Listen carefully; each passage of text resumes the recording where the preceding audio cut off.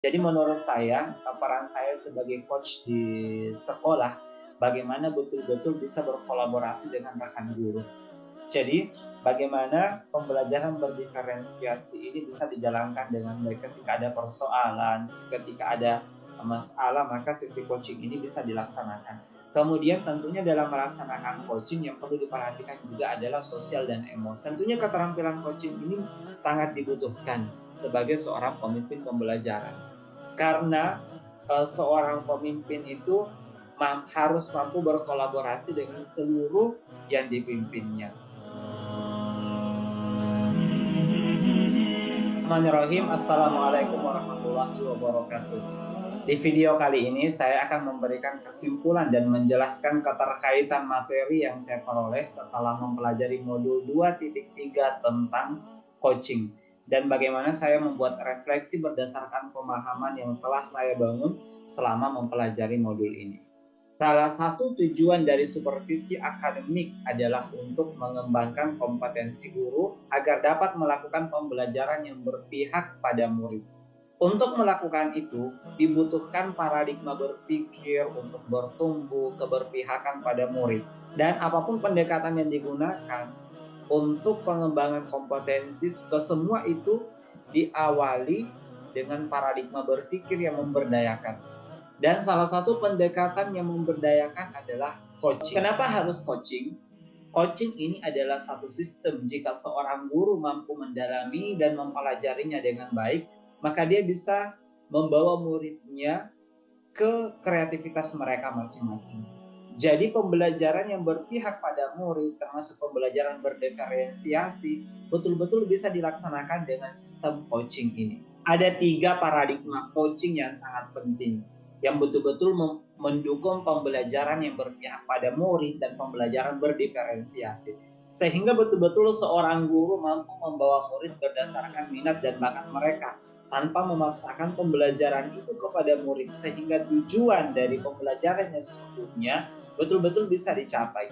3 paradigma berpikir coaching itu, yang pertama kemitraan, yang kedua proses kreatif, dan yang ketiga memaksimalkan potensi. Prinsip coaching yang pertama adalah kemitraan. Dalam coaching, posisi coach, seorang guru sebagai coach terhadap siswanya atau kepada rekan sejawatnya atau terhadap coachingnya adalah mitra. Itu berarti ada kesetaraan, tidak ada yang lebih tinggi maupun tidak ada yang lebih rendah. Seorang coach adalah sumber belajar bagi dirinya sendiri. Dari coach atau orang yang kita coach itu, kita akan menjadikan diri mereka sebagai sumber belajar. Coach itu hanya merupakan rekan berpikir bagi coachingnya dalam membantu coachingnya belajar dari dirinya sendiri. Ini sangat sesuai dengan prinsip pembelajaran berdiferensiasi dan prinsip pembelajaran yang berpihak kepada murid.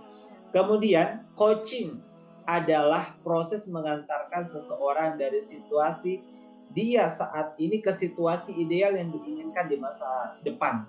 Dalam hal ini tergambar dalam prinsip coaching yang kedua, yaitu proses kreatif. Jadi coach itu tidak mendikte coaching, tapi bagaimana proses kreatif itu berlangsung dengan baik sehingga murid atau rekan sejawat yang kita lakukan coaching, mereka mampu menggali potensi diri mereka sendiri dari dalam. Kemudian prinsip yang ketiga adalah memaksimalkan potensi. Dan untuk memaksimalkan potensi dan memberdayakan rekan sejawat atau memberdayakan murid, percakapan perlu diakhiri dengan suatu rencana tindak lanjut yang diputuskan oleh rekan yang dikembangkan.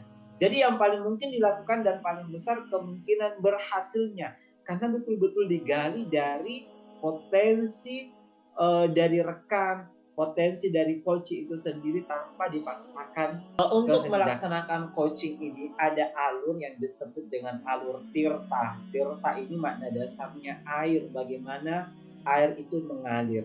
Bagaimana ketika kita melakukan coaching betul-betul mengalir.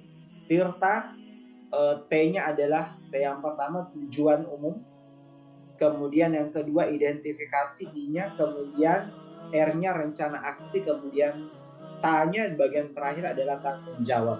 Jadi tujuan umum adalah tahap awal di mana kedua pihak antara coach dengan coachee menyepakati tujuan pembicaraan.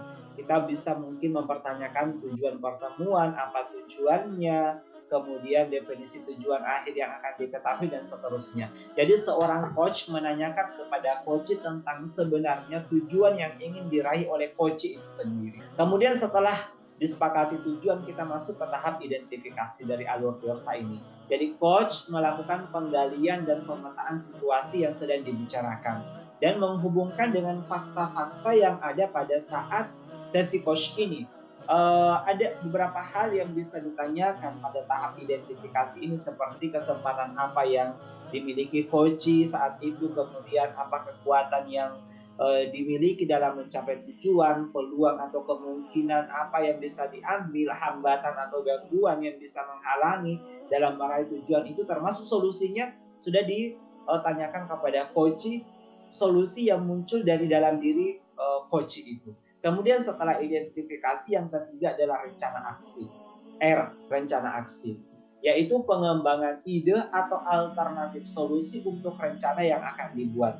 Jadi seorang coach bisa bertanya tentang rencana dalam mencapai tujuan, bisa bertanya tentang prioritasnya, strategi untuk mencapai tujuan itu, jangka waktunya, ukuran keberhasilan, dan bagaimana cara coaching mengantisipasi gangguan itu. Kemudian tahap terakhir adalah tanggung jawab.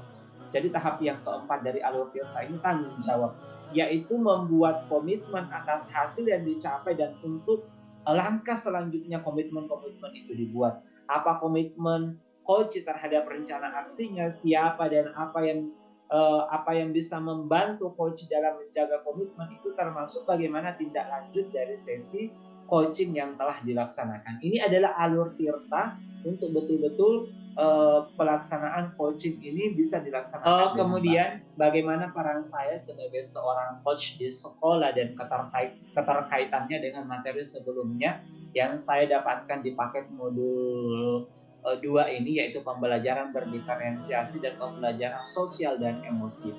Jadi menurut saya, peran saya sebagai coach di sekolah, bagaimana betul-betul bisa berkolaborasi dengan rekan guru.